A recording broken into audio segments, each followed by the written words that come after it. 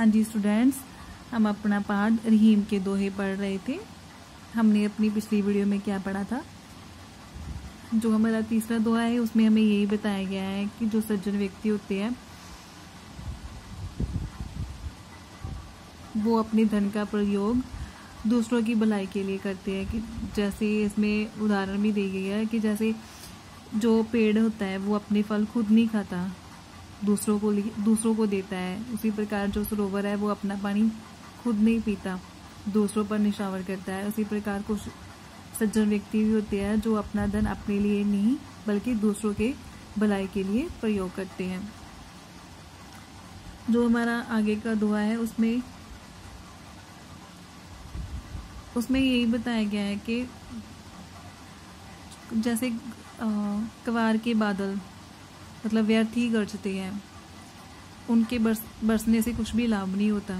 वैसे ही जो निर्धन व्यक्ति होते हैं वो सिर्फ हमारी अमीरी की को ही याद करके पछताते रहते हैं। उनका पछताना वर्तमान समय में व्यर्थ है। वो सिर्फ अपनी जो उन्होंने जीवन बताया होता है वो उसकी घमंडी अभिमानी की बातें करते रहते थे कि मैं इतना अमीर था, मतलब घमंड था उसमें, जो अपनी वर्तमान स्थिति उसको सुधारने का कोई प्रयास नहीं करते। दोनों ही परिस्थितियों के कारण निर्धन जैसा व्यवहार करते हैं। इतना हमने अपनी पिछली वीडियो में पढ़ा था। आगे हम आज पढ़ेंगे। धरती की सी रीत है, शीत घास और में, जैसे परे सो सह रहे त्यों रहीम जय दे।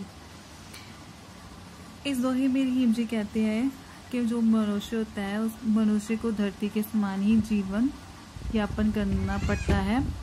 धरती हर मौसम में समान रहती है, वह ठंडी, गर्मी और बरसात को लेकर शीतल बनी रहती है। मनुष्य को भी धरती के समान दुख सुख झेलने की क्षमता रखनी चाहिए। धरती के समान आचरण करने हम हर परिवर्तन को सहज स्वीकार कर सकते हैं।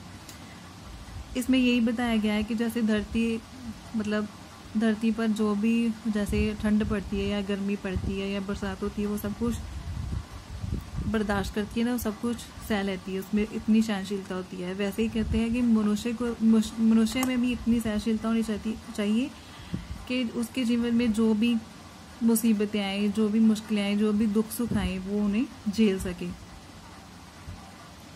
और जो भी परिवर्तन आए उन्हें सहज से स्वीकार कर सकते हैं। ठीक है बच्चों, आज के लिए बस इतना ही। उम्मीद है कि आप सबको समझ में आ गया होगा। धन्यवाद।